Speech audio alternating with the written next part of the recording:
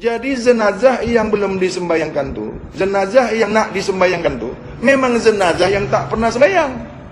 Jenazah yang disembayangkan tuh, jenazah yang tak pandai sembayang. Jenazah yang disolatkan itu selama hidupnya tak pernah dia solat, tak pernah khusyuk solatnya, tak pernah betul solatnya, tak pernah sampai solatnya, maka akan disolatkanlah dia. Siapa yang menyolatkannya? Orang yang tak paham solat juga, orang yang tak tahu solat juga, orang yang tak khusyuk juga solatnya. Karena yang baik itu akan berjumpa kepada yang baik. Karena yang salah itu akan yang berjumpa kepada yang salah. Apabila dalam hidup kamu salah solat kamu, maka kamu akan disolatkan dengan solat yang salah juga. Yakinlah kamu, apabila sewaktu hidup kamu, sewaktu hidup kita ini, solat kita tak pernah betul, solat kita tak pernah bagus, solat kita tak pernah khusyuk, yakinlah esok pun yang akan menyolatkan kamu, yang solatnya juga tidak betul, yang solatnya juga tidak khusyuk, yang solatnya juga tidak akan sampai kepada Allah. Karena kamu tidak pernah sampai, yang menyolatkan kamu pun pasti tidak akan sampai solatnya. Ini hukum. Wa qul ja'al haq wa jahaqal batil innal batil kana zahuqa. Sesungguhnya apabila kamu baik, maka yang menyolatkan kamu juga orang yang baik. Apabila solat kamu salah, maka yang menyolatkan kamu pun salah. Apabila kamu beramal salah, maka yang datang kepadamu juga salah. Apabila kamu sesat, yang datang pun kepada kamu adalah orang yang sesat. Ini tidak akan pernah tersalah. Karena wa qul ja'al haq wa jahaqal batil innal batil kana zahuqa.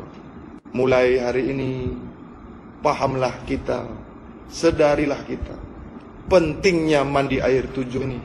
Pentingnya kita merasakan air 9, air tobat nih, untuk menghadap kepada yang maha suci, yang maha kuasa, yang maha segala-galanya. Bagi orang yang tahu dari mana kita datang, dari mana kita awal, awalnya kita ini dari mana, akhirnya kita ini nak kemana. Tapi kalau kita ini semua dapatkan cakap innalillah wa innalillah, maknanya datang daripada Allah, kembali kepada Allah, nah maka nanti masa kita dah mati, barulah paham. Nak sambung lagi masalah ruh tadi nih, yang dah kita dimandikan nih, ruh kita nih nampak, tahu sebab ruh tak pernah mati. Ruh kita nih tengoklah jenazah kita dimandikan. Kadang kotoran kita tuh keluar, dibersihkan sama yang mandikan nih, bau bangkai. Sebab makan bangkai, selama hidup kita nih kalau makan bangkai, matinya besok baunya bukan main, bau bangkai. Tanya dengan orang yang sering memandikan tuh, berak saja kita nih, buang air saja. Apabila kita suka makan yang najis, yang kotor-kotor, coba cium bagaimana baunya itu. Beli daging, masuk dalam peti ais, peti sejuk, tunggu 3 hari. Coba buka peti ais itu, macam mana baunya? Macam mana baunya? Bau bangkai tak? Macam mana lagi masuk dalam perut kita? Dalam peti sejuk aja, sedap tak bau bangkai? Bangkai kita simpan dalam peti sejuk, sedap tak? Macam mana simpan dalam perut? Jadi sampai di mana tadi ruh kita ni kan? Ruh kita tadi ni dah dimandikan, disembayangkan pula. Ruh kita ni tahu bahwasanya yang menyembayangkan jenazah kita ni memang kaki. Dia tahu tu. Ini yang sembayangkan ku ni memang ustaz bahlul lah ni. Lebay-lebay tak ni ya. Lebay kulupnya ni. Aku tahu. Ini lebay-lebay kaki gila semua ni. Dia tahu. Kenapa? Dia sudah di alam barzah, bukan di alam fana. Pandangannya tembus, pendengaran tembus. Tahu dia. Dan yang menyembayangkan ni pula, orang-orang yang menyembayangkan jenazah, dia tahu kalau solatnya selama ini tak khusyuk. Dia tahu itu. Tapi dia tak nak mengakui, dia tak jujur. Berani dia sembayangkan orang, sementara sembayangnya saja tak betul. Coba pikir. Ini apa namanya? Dusta tak? Pembohong tak? Munafik tak? Kita ustaz, sembayang kita saja tak betul, nak sembayangkan orang pula. Dia cakap apa? Daripada tak ada yang sembayangkan, daripada tak ada sembayang, lagi bagus aku sembayangkan.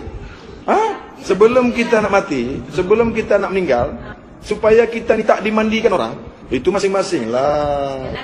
Masing-masing lah. Boleh buat, boleh tidak. Kalau Bang Hadi buat semua.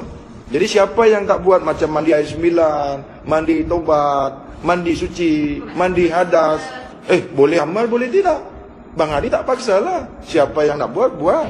Ya, jadi siapa nak buat boleh buat, siapa yang tak buat pun ya berpulanglah. Kalau kira-kira kita ni tak faham, tunggulah kita dimandikan orang. Yang mandikan kita ni, kalau dia faham ayat 7, ayat 9, ayat tobat, dia tak faham, suka-suka dia lah mandikan. Dia hentam sajalah, yang penting mandi.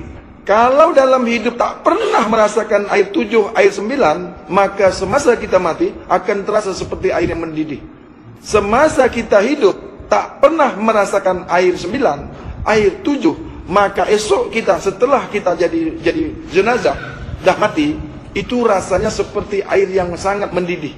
Rasanya mengelupas sekujur tubuh. Kalau tidak percaya, tunggu nanti mati. Loh, Bang Hadi tak boleh cakap sebab Bang Hadi belum mati. Tapi Bang Hadi sudah berpesan dengan anak istri, wahai istriku yang ku sayang, yang ku cintai, yang selama ini kita dah hidup bersama, engkaulah yang tahu amal ibadatku, engkaulah yang tahu auratku, engkaulah yang melihat auratku. Jangan kau dedahkan auratku lagi kepada orang lain. Aku tak akan sudi, aku tak akan reda apabila auratku ditengok orang lain. Maka istri Bang Hadi ajarkan bagaimana memandikan Bang Hadi esok apabila Bang Hadi meninggal. Jadi sebaik-baiknya apabila suami meninggal, maka istrilah yang memandikan. Sebaik-baiknya istri yang meninggal adalah suami yang mandikan. Sebab kedua inilah yang tahu sama tahu masalah tentang aurat. Masa hidup kita jaga aurat kita, tutup habis. Mati, ramai-ramai orang tengok. Subhanallah. Apakah hukum ini semasa kita hidup saja berlaku? Mati tak berlaku lagi kah hukum Allah ni? Tak berlaku lagi kah?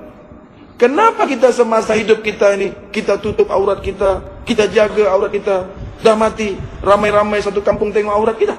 Sementara roh kita itu menyaksikan. Ini baru sampai tahap mandi ni. Belum sampai datangnya malaikat. Belum. Jadi marilah kita sama-sama, ya. Inilah kita berkongsi ini, ya.